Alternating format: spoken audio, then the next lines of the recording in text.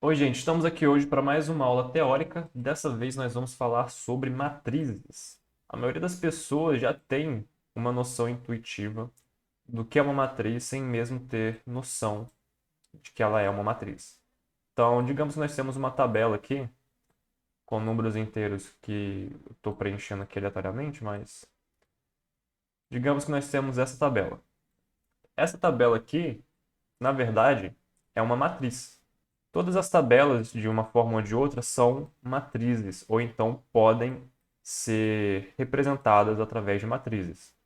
A gente fala que a nossa matriz aqui, por exemplo, ela tem duas colunas, a coluna de índice 0 e a coluna de índice 1. A gente começa os índices sempre em zero. E nós temos três linhas. Então, nós temos as linhas de índice 0, 1 e 2. Então, nós dizemos que essa matriz aqui é uma matriz 3 por 2. Número de linhas pelo número de colunas. As matrizes, para a gente, nada mais são do que uma extensão lógica dos nossos vetores. Lembra que a gente tem vetores que, por exemplo, tem um tipo de dado em específico e tem tamanho definido. Então, aqui eu tenho um vetor de números inteiros, ele tem quatro posições, quatro espaços dentro dele. Uma matriz nada mais é do que uma junção de vários vetores. Então, por exemplo, nessa linha aqui, eu tenho o vetor 0, 1, que ele é de números inteiros e tem tamanho 2. Na linha 1, eu também tenho vetores de tamanho 2 com números inteiros, e na linha 3 também, na terceira linha, perdão. Então, o que isso significa para a gente? Matrizes nada mais são do que vetores de vetores. Então, para cada posição da minha linha, na minha matriz, eu vou ter, na verdade, um vetor. Então, como é que a gente pode deixar isso mais claro? Eu vou apagar aqui para a gente ter um pouco mais de espaço. Então, vamos lá. Assim como vetores, matrizes possuem tipo e tamanho pré-definidos na hora que a gente vai criar elas. Então, o que isso significa? Significa que antes de criar a matriz, eu tenho que falar se ela é do tipo inteiro, ou seja, se ela só contém números do tipo inteiro. Ela pode também ser float, por exemplo, ter números reais. Ela pode ser uma matriz com elementos booleanos, ou seja, verdadeiro ou falso. Enfim, ela tem que ter um tipo definido. E ela também tem tamanho já pré-definido. Então, nossa matriz, por exemplo, ela pode ser 3 por 2 e ter três linhas e duas colunas. Ela pode ser 1 por 8, ter uma linha e 8 colunas, certo? Nesse caso aqui, a gente também pode chamar ela de vetor, é um vetor coluna. Ela também pode ser, por exemplo, 10 por 10, ser uma matriz quadrada, ou seja, o mesmo número de linhas, o mesmo número de colunas. Enfim, as possibilidades são infinitas desde que sejam números já pré-definidos na criação da matriz. A grande diferença entre matrizes e vetores, e eu vou apagar aqui para a gente ter um pouquinho mais de espaço, é que as matrizes elas podem ser multidimensionais. O que isso significa? Bom, vetores são um caso bem específico de matrizes. Vetores nada mais são do que matrizes que têm apenas uma dimensão. O que significa? Vetores podem ser só uma linha ou só uma coluna, por exemplo. Então, vetores são uma matriz do tipo 1/8, ou pode ser 5/1 e assim por diante. Mas as matrizes elas não possuem essa limitação. Então, eu posso ter uma matriz, por exemplo, de duas dimensões, digamos uma matriz 2 por 2, uma matriz quadrada. Eu posso ter uma matriz com três dimensões, 2 por 2 por 3. Então, por exemplo, aqui seria uma variável x, aqui seria uma variável y, e aqui seria uma variável z. Eu posso ter uma matriz 2 por 2 por 3 por 5, por exemplo? Posso. E aqui seria uma outra variável a, e assim por diante, até o infinito. Então, essa é a principal característica das matrizes. Elas podem ter qualquer número de dimensões que você quiser que elas tenham.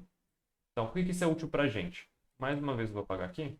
Por conta da natureza multidimensional das matrizes, a gente pode fazer umas coisas com ela que a gente não conseguia fazer com vetores. Então, por exemplo, digamos que eu tenho uma matriz aqui que representa uma quantidade de tempo.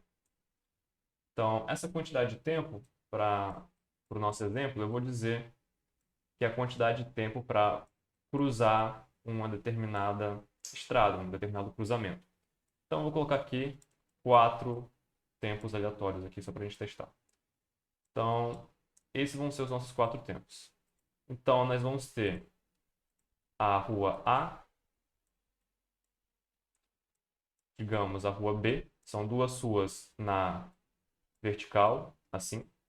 Eu vou chamar essa rua aqui de rua X e de rua Y, ou seja, duas ruas na horizontal.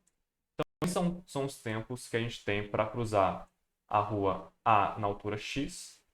Então, fazer o cruzamento da rua A na altura X seria mais ou menos esse lugar aqui. E assim por diante, B na altura X, que seria esse ponto aqui. A na altura Y e B na altura Y, que seriam, respectivamente, esses dois últimos pontos aqui embaixo. Então, esses são tempos para você fazer o cruzamento dessas ruas. Por que esse tempo é assim? Bom, é diferente porque pode ter diversas condições, por exemplo, o tráfego pode ser diferente em alturas da rua, o sinal pode ficar aberto e fechado em tempos diferentes, por isso que esses tempos aqui são diferentes. Mas aqui a gente só tem duas dimensões. Nós só temos a dimensão das duas ruas e a gente está guardando a informação de tempo nessas duas dimensões. Eu poderia, por exemplo, querer especificar um pouco mais e dizer o seguinte: se quando eu chegar no cruzamento entre A e X, o sinal estiver fechado, vai ser um tempo, e se estiver aberto, vai ser outro tempo. Então, eu poderia fazer isso criando mais uma dimensão na minha matriz. Então, eu criaria outra dimensão na minha matriz com as mesmas características, ou seja, as colunas sendo as ruas A e B e as linhas X e Y. Só que uma, por exemplo, passaria a representar a quantidade de tempo para fazer o cruzamento com o sinal fechado. Então, a pessoa teria que esperar um pouco mais. Então, aqui eu vou colocar 15, aqui eu vou colocar 12,3, aqui vai ser um pouco maior, vai ser 11,8, e aqui, seguindo o mesmo padrão, eu vou colocar 16,5, uma coisa assim. E aí o que acontece? A gente poderia falar que isso aqui é para variável sinal fechado, por isso o valor 0, e essa tabela aqui para variável sinal aberto, valor 1. Então aqui nós temos uma matriz que, na verdade, ela é tridimensional. É só vocês imaginarem o seguinte, que essa matriz aqui está em cima dessa, está empilhada em cima dessa, ou vice-versa. Então aqui nós teríamos uma variável com 3 índices. Então digamos que nossa matriz aqui se chama matriz T, T de tempo. O primeiro índice dela seria se o sinal está aberto ou está fechado. Então quando eu fosse acessar a minha posição, eu botaria que o sinal está fechado, por exemplo. Seria o índice 0.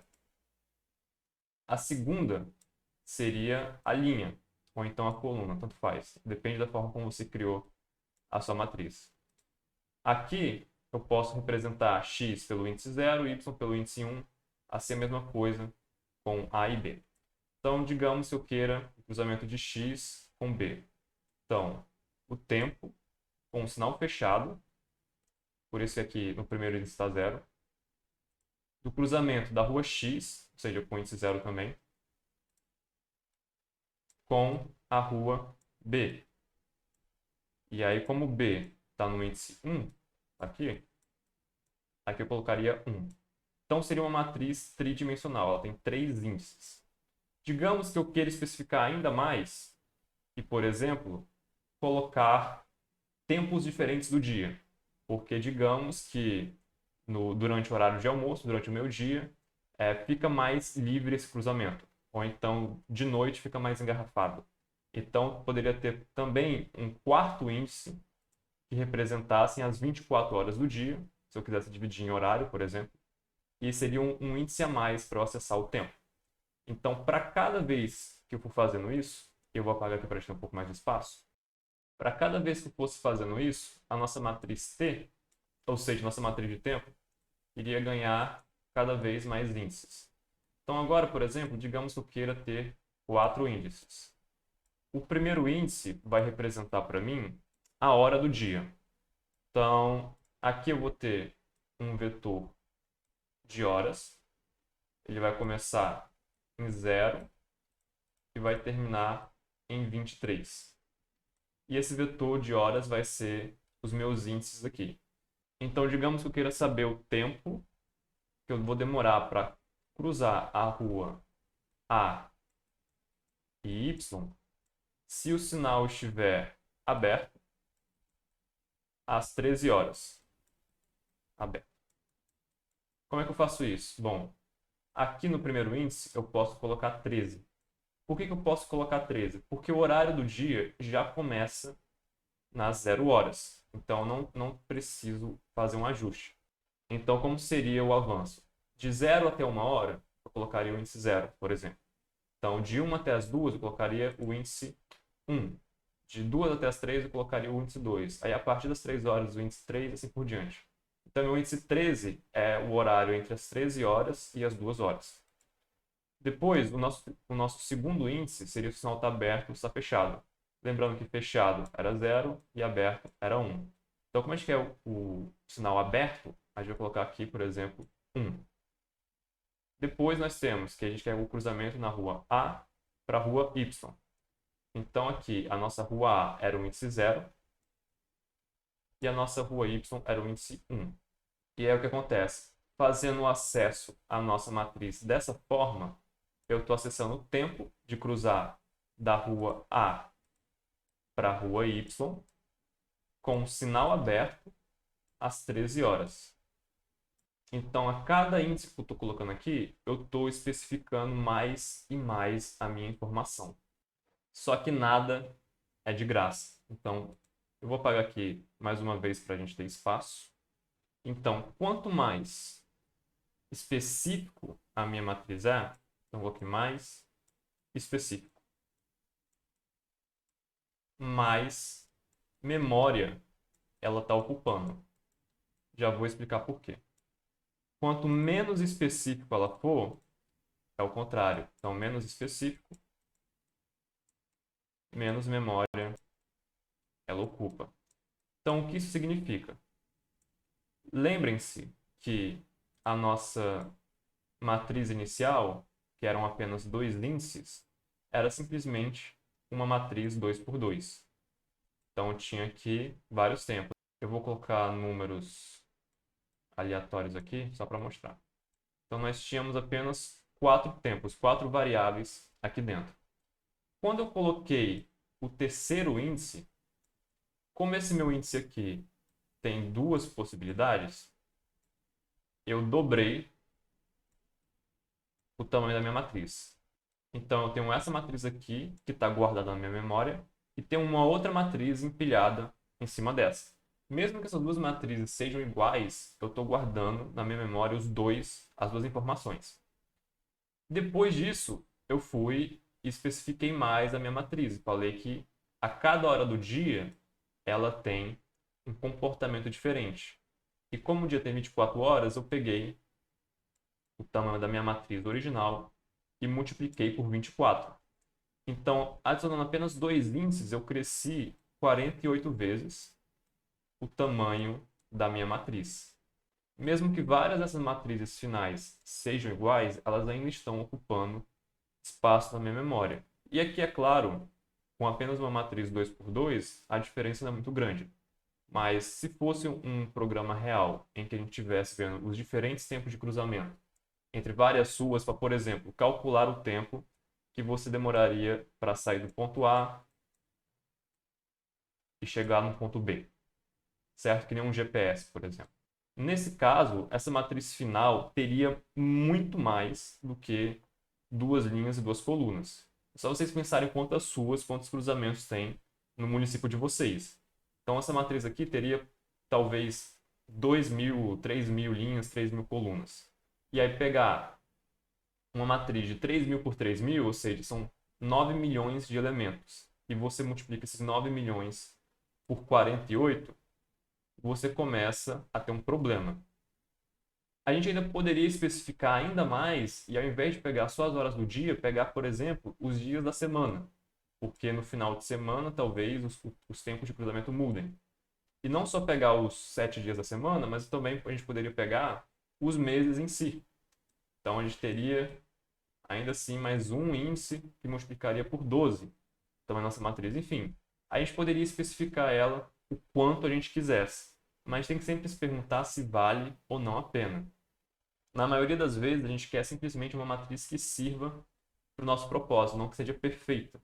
Okay? Porque, caso contrário, uma matriz perfeita ela pode acabar estourando o nosso orçamento de memória, por assim dizer. Então, aqui agora a gente vai ver alguns exemplos práticos de manipulação de matrizes para fixar um pouco essas características na nossa mente. Então, agora a gente está aqui no nosso compilador, vamos fazer alguns exemplos para ver como que aquelas matrizes se comportam para a gente. Então, eu vou criar uma matriz aqui do tipo inteiro. Eu vou dar um nome genérico para ela, porque nesse caso aqui a gente vai só passar por algumas operações básicas. Então, eu vou criá-la de forma bem simples. Ela vai ter só duas dimensões nesse caso. E eu vou fazer ela uma matriz de 2 por 2. Então, a primeira coisa que a gente precisa se preocupar é como que a gente vai preencher os valores nessa matriz. Tem duas formas de a gente fazer isso. A gente pode, na declaração da variável matriz, declarar os valores. Como é que a gente vai fazer isso? Usando chaves. Da mesma forma que a gente usava chaves para colocar os elementos dentro de um vetor, a gente vai colocar dentro da matriz. Só que tem um detalhe. Para cada dimensão, eu vou ter uma chaves. Então, o que significa? Eu tenho a nossa primeira dimensão aqui e eu tenho a segunda. Só que vejam bem, eu tenho duas linhas e duas colunas. O que isso vai significar para mim? Eu vou criar umas chaves e eu preciso, dentro dessas chaves, criar mais duas chaves. O que isso vai fazer para mim? Eu vou fazer aqui no comentário para vocês perceberem. O que eu estou fazendo, na verdade, é falar o seguinte. Eu tenho uma matriz e essa matriz tem duas linhas e duas colunas. Por ela ter duas linhas e duas colunas, eu posso representar a minha matriz da seguinte forma. É uma matriz cujo elemento da primeira linha é um vetor de números inteiros. E o elemento da segunda linha também é. Então, é exatamente isso que a gente está fazendo aqui.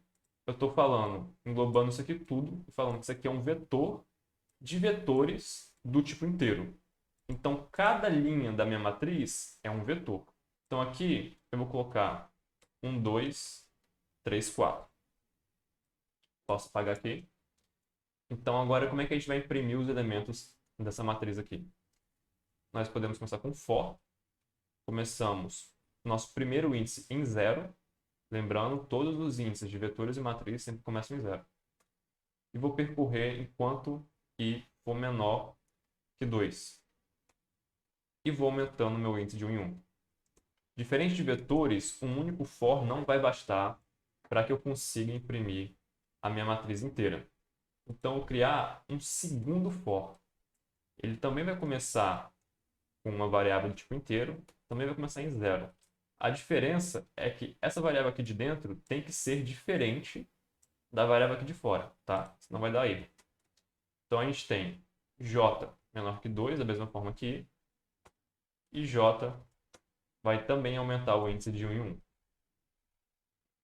Se eu tivesse aqui uma matriz, por exemplo, de 3 linhas e 2 colunas, como eu faria?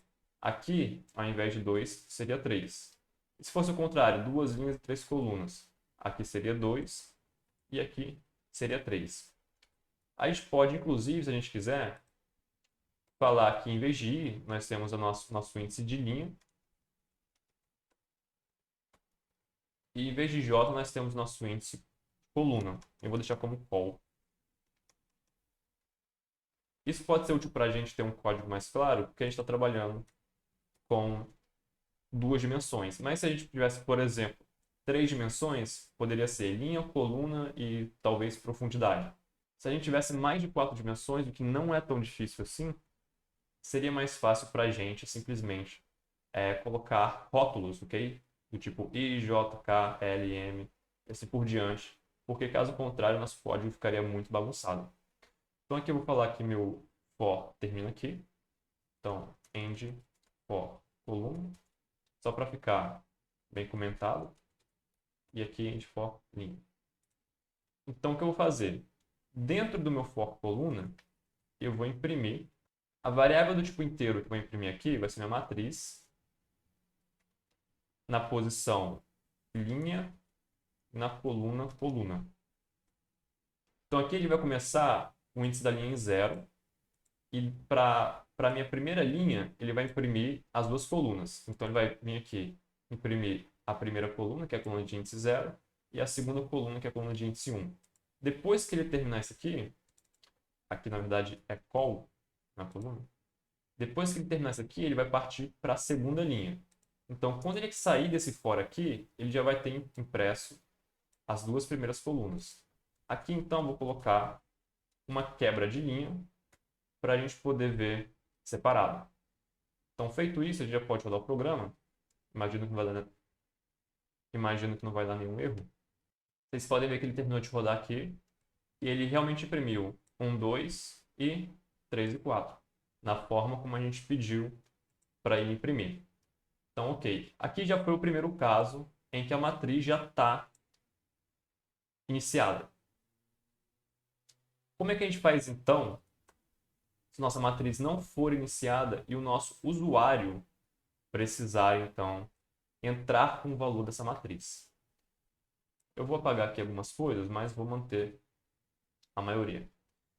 Então, aqui no meu printf, ao invés de imprimir o valor que a gente tinha, eu vou simplesmente pedir para o usuário digitar o valor. Então, aqui dentro do meu printf, eu vou colocar para o meu usuário digitar o valor da matriz na posição D, ou seja, uma variável inteira, e D.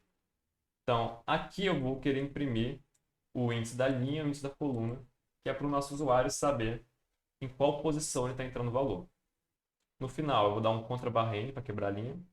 E aqui eu vou colocar linha e coluna, porque é o valor que ele está imprimindo aqui. Então, o primeiro índice é a linha e o segundo é a coluna. Aqui é col. Depois de feito isso, eu vou ler a variável que ele vai digitar. Então, a gente vai ler nossa variável como uma variável do tipo inteiro, porque nossa matriz é uma matriz de números inteiros. Feito isso, eu tenho que especificar, assim como a gente fazer com o vetor, aonde que eu vou colocar esse valor. Como eu tenho duas dimensões, eu tenho que especificar o índice das duas dimensões. Então, eu vou colocar aqui linha, col, que é a coluna. Então, o que vai acontecer? Como o meu for da coluna está dentro, ele vai começar preenchendo as colunas. Depois que acabar o for da coluna, ele vai pular para a próxima linha e assim a gente vai preencher as colunas também da próxima linha.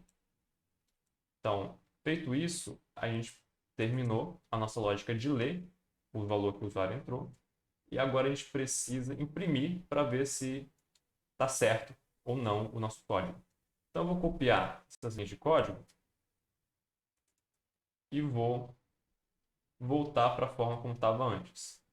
Então, vou imprimir só 1% D, vou dar um espaço e vou imprimir a matriz no índice linha e col. E vou dar uma quebra de linha no final do meu for de colunas, que é para ele quebrar a linha mesmo. Entre um e outro, eu vou falar que a matriz digitada tem o formato, que é para a gente ter bem específico aonde que está a matriz que a gente imprimiu. Então, ponto e vírgula, e a gente já pode rodar o nosso programa. Nosso programa já rodou aqui e ele está perguntando o valor da matriz na posição 0 e 0. Então, a posição 0 e 0 é o valor na posição superior e esquerda. Então, vou colocar 1. Vou usar os mesmos exemplos que a gente usou na versão passada. Então, vou digitar 1, 2, e aí 3, 4. Então, aqui, ó, a matriz digitada tem um formato 1, 2, 3, 4. Então, na linha 0, ele imprimiu os números que eu digitei 1 e 2. Então, na linha 0, no índice 0, ele imprimiu 1. Na linha 0, coluna 1, ele imprimiu 2. Depois, na linha 1, que tinha 3 e 4, no índice 0, ou seja, na coluna 0, ele imprimiu 3, na coluna 1, ele digitou 4. Da forma que era para ser, da forma que a gente fez no exemplo passado. Então, está tudo certo, nosso programa está funcionando. Então, agora eu vou fazer mais alguns exemplos de operações básicas para a gente fixar bem o uso de matrizes. O exemplo que eu vou fazer agora é de aumentar a dimensionalidade da minha matriz. Isso significa que eu vou aumentar o número de dimensões dela. Então, lembre que no nosso exemplo anterior, a gente tinha uma matriz de tempo de cruzamentos entre ruas.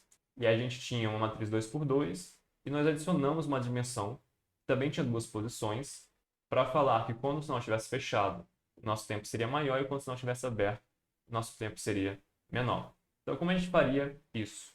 Então, eu vou adicionar mais uma dimensão na minha matriz, que vai ser também de tamanho 2.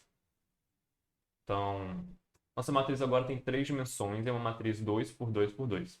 Ou seja, 2 vezes 2 vezes 2 vai ser uma matriz que tem 8 elementos.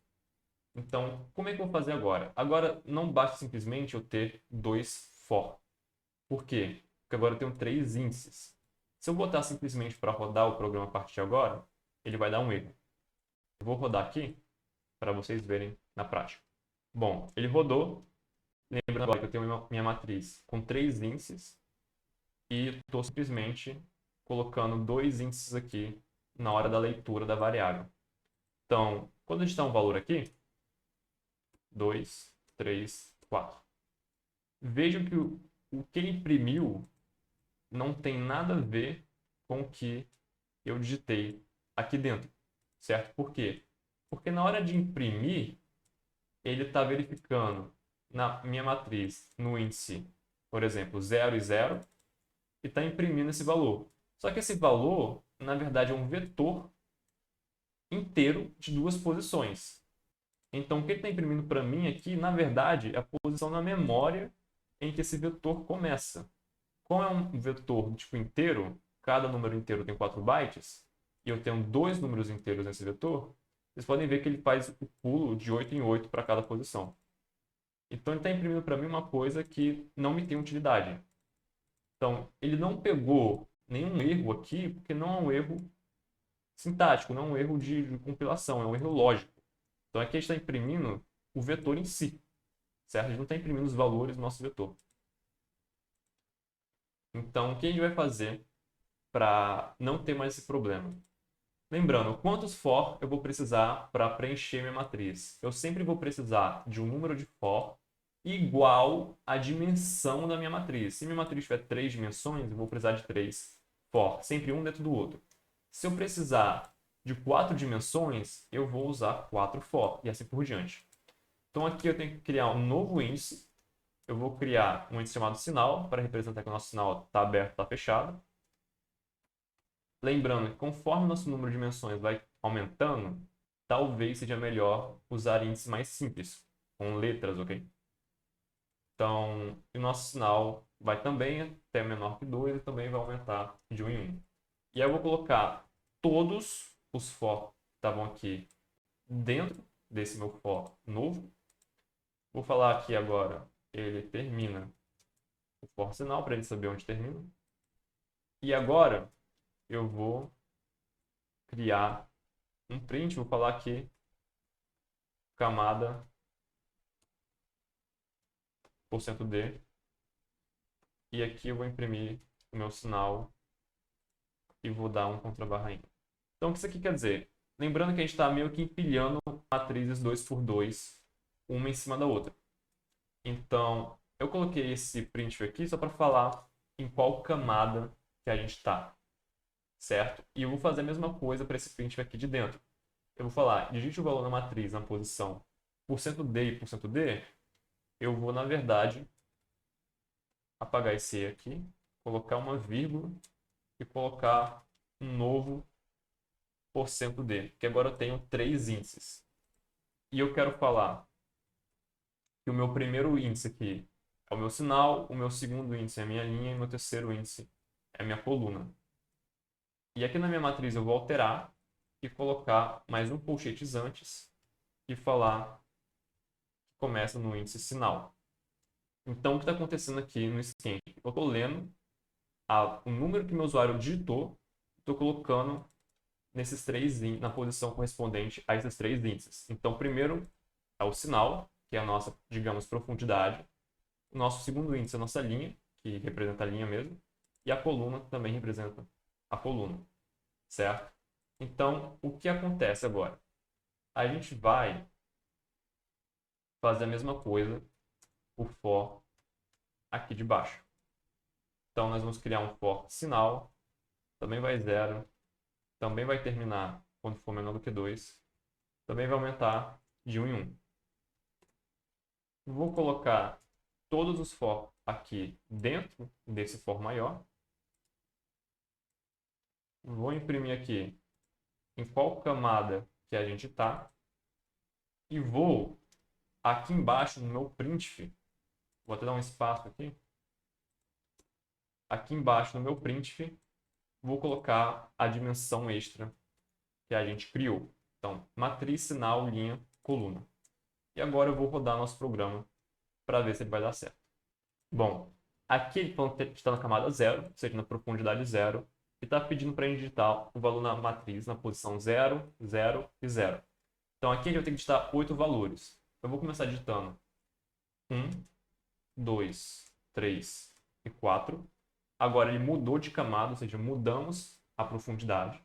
E eu vou colocar 5, 6, 7 e 8.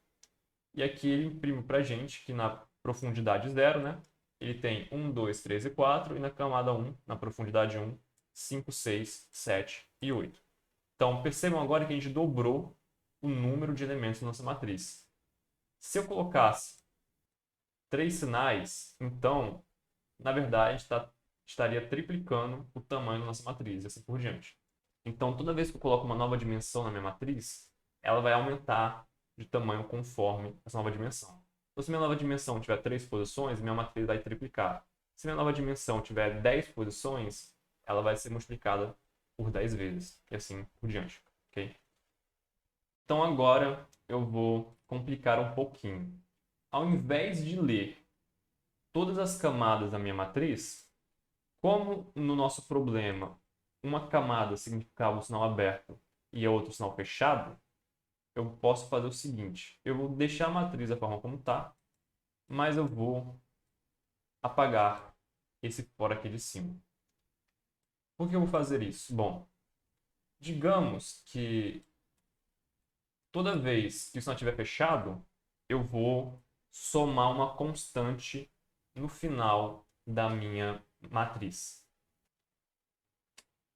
Por que eu vou fazer isso? Digamos que meu sinal, quando está fechado, eu somo um tempo constante no tempo de cruzamento entre as suas A e X ou A e Y, assim por diante.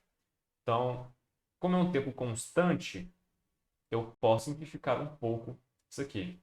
Como ele só tem 2 dimensões, eu vou falar que 0 é o sinal fechado e 1 é o sinal aberto. Então, o que acontece? Aqui, eu vou pular, não vou usar mais o índice sinal, e vou usar o índice 1. Por que eu vou usar o índice 1? Porque eu quero o tempo com sinal aberto. Okay? Então, o que vai acontecer aqui?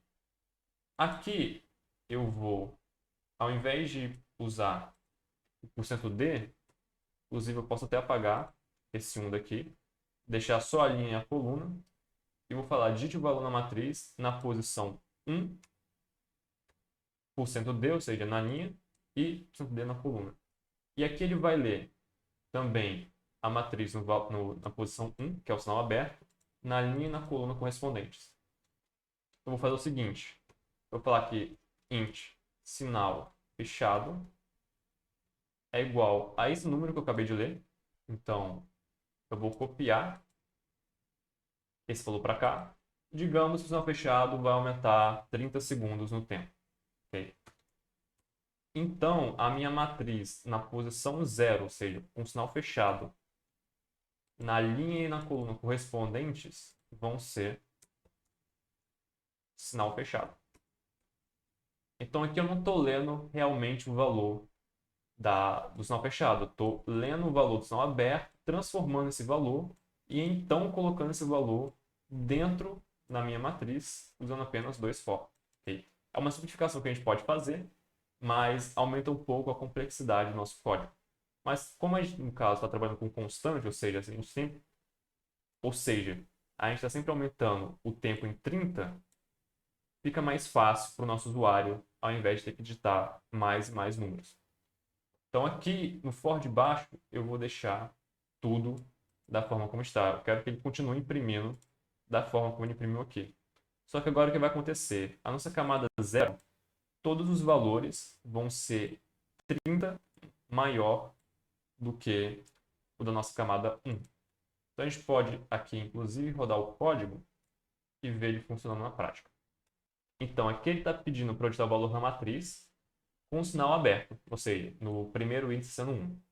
Então eu vou digitar, esse valor vai ser 12, o valor na coluna 1 vai ser 10, aqui vai ser 11 e aqui vai ser 8. Então o que ele tem que mostrar para mim?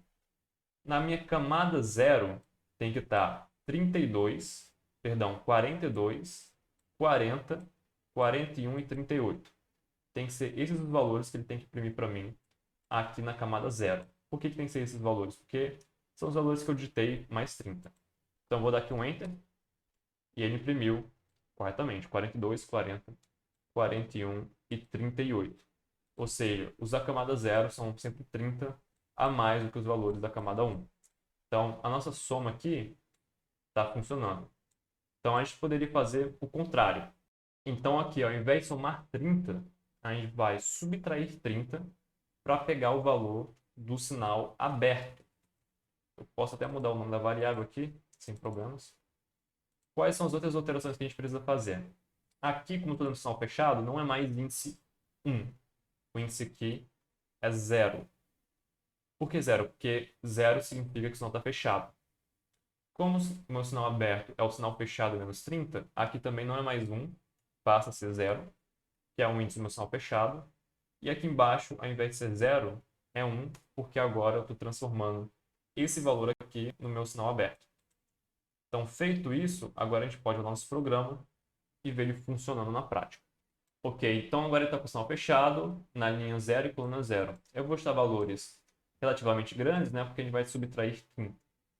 Então, 42, 40, 38, 41. Então, que valores ele tem que imprimir para mim na camada 1?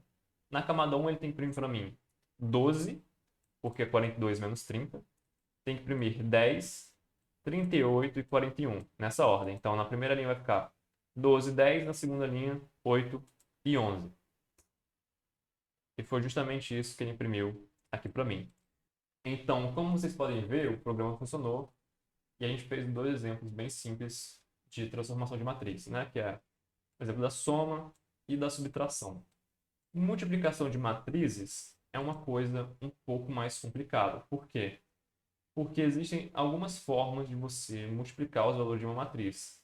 Quem tem aula de álgebra linear conhece essas formas. Você pode multiplicar a matriz por um escalar, ou seja, multiplicar todos os valores da matriz por o mesmo valor. E a segunda forma é multiplicar duas matrizes diferentes, e aí é um pouco mais complicado do que simplesmente fazer uma multiplicação de elemento por elemento. Então, não vou estar botando esses dois exemplos aqui na aula de hoje, porque fica um pouco fora do nosso escopo, que já entra mais no território de álgebra linear. Então, para não fugir muito do escopo da aula, eu vou acabar ela por aqui. Então, espero que vocês tenham gostado. Deem um like se vocês gostaram do vídeo. Podem dar dislike se vocês não gostaram desse formato. Comentem, podem dar sugestões para a gente e se inscrevam para não perder as próximas videoaulas, ok? Então é isso, pessoal. Até mais.